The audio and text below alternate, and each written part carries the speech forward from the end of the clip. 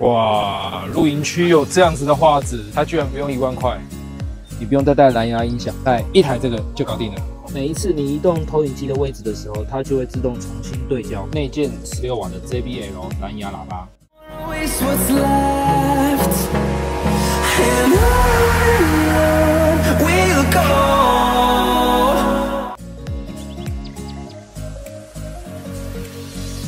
Yaever 这个牌子或许你没有听过，这个品牌在国外是非常红的，在这个 Amazon 平台上面投影机销量第1名的品牌。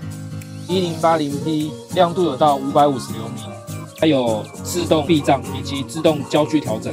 每一次你移动投影机的位置的时候，它就会自动重新对焦。内建16瓦的 JBL 蓝牙喇叭，后端有一个 USB 界面，一个 HDMI， 然后一个音源输出以及一个网络插口，支援 WiFi。它的这个设计有提把非常方便，这一块做亲肤材质，握起来触感非常好。重点来了，它是可以直接当脚架无段调整，放在桌面它并不会滑动，非常的稳固。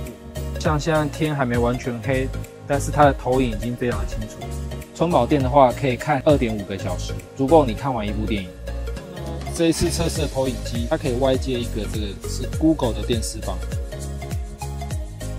侦测到我插上去的这个电视棒之后，它就自动做一个连接。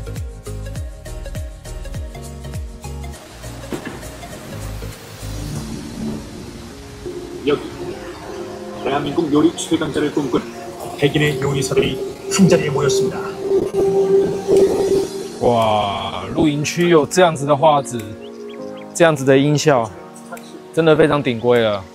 重点，它居然不用1万块。